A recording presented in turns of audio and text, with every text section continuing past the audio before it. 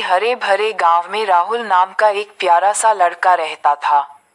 उसकी बड़ी बड़ी चमकती आंखें, मासूम चेहरा और भोली मुस्कान देखकर हर कोई कहता, कितना प्यारा बच्चा है। लेकिन राहुल की एक आदत ने सबको परेशान कर रखा था।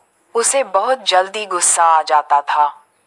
छोटी छोटी बातों पर उसका चेहरा लाल हो जाता, मुट्ठियां कस जाती, आंखें बड़ी हो जाती और वह या तो चिल्ला पड़ता या चीजें पटक देता। शुरुआत में सबने सोचा, बच्चे हैं, ऐसे ही कर लेते हैं। लेकिन जब राहुल की गुस्से की आदत बढ़ने लगी, तो उसके दोस्तों ने उससे दूरी बना ली। अब कोई उसके साथ खेलना नहीं चाहता था। बच्चे उसे देखकर कहते, देखो देखो, गुस्से वाला राहुल आ रहा है। उससे बच के रहो, कब भड़क जाए। पता नहीं, राहुल को ये बातें सुनकर बहुत बुरा लगता था। वो अकेला पड़ गया था। खेल का मैदान सूना लगने लगा, दिल भारी रहता। लेकिन गुस्से पर काबू नहीं रख पाता। राहुल के माता पिता भी उसकी आदत से बेहद परेशान थे। वे उसे समझाते, प्यार से भी डांटते, लेकिन कुछ असर नहीं होता। माँ कभी कभी उदास होकर भगवान से प्रार्थना करती, हे भगवान, हमारे बेटे को समझदारी दे, ये गुस्से में कहीं अपनी जिंदगी ही ना बिगाड़ ले। एक दिन राहुल के पापा ने उसे अपने पास बुलाया। उन्होंने उसे एक भारी थैला दिया, जिसमें ढेर सारी कीलें और एक मजबूत हथौड़ा रखा था।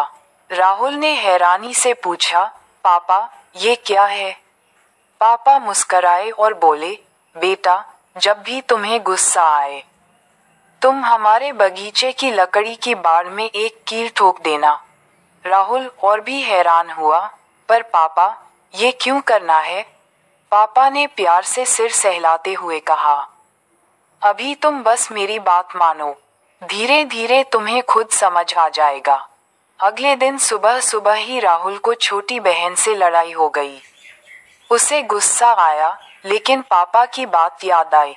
वो तुरंत बगीचे में भागा, हथौड़ा उठाया और बाड़ में एक कील ठोक दी। दिन भर में उसे कई बार गुस्सा आया, खेल में, पढ़ाई में, दोस्तों की बातों में। हर बार वह दौड़ता और एक एक करके कुल 37 कीलें ठोक दी।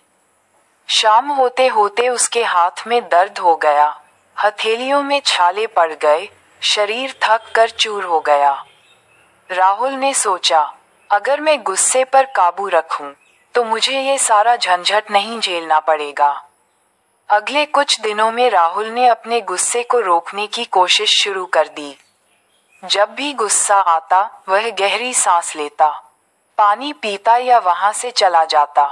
धीरे धीरे उसे कीलें ठोकने की जरूरत कम पड़ने लगी।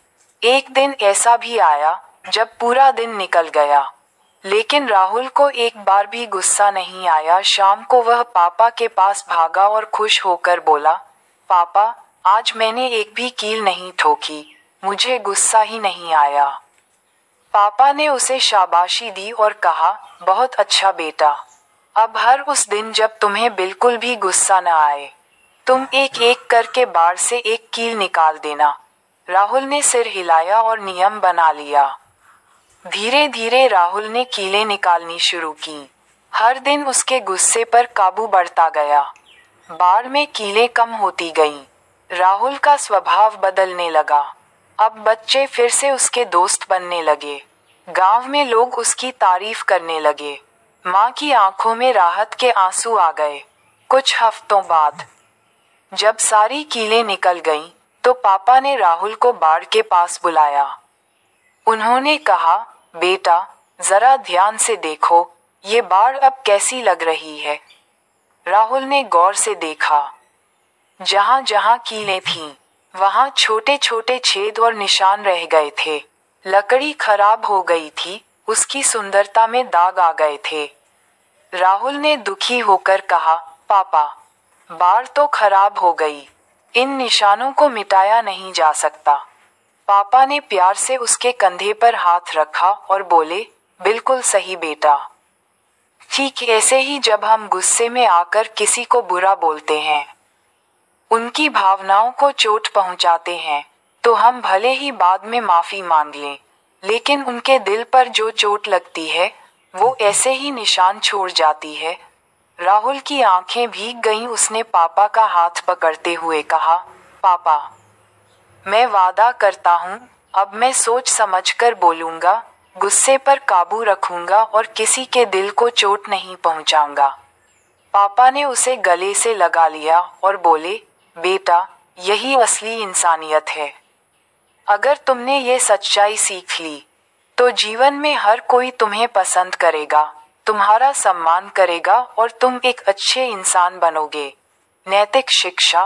गुस्सा और कटु शब्द ऐसे जख्म छोड़ जाते हैं जो कभी नहीं भरते। सोच समझकर बोलो, संयम रखो, तभी सच्चे अर्थों में तुम महान और सभी के दिलों के करीब बन सकते हो।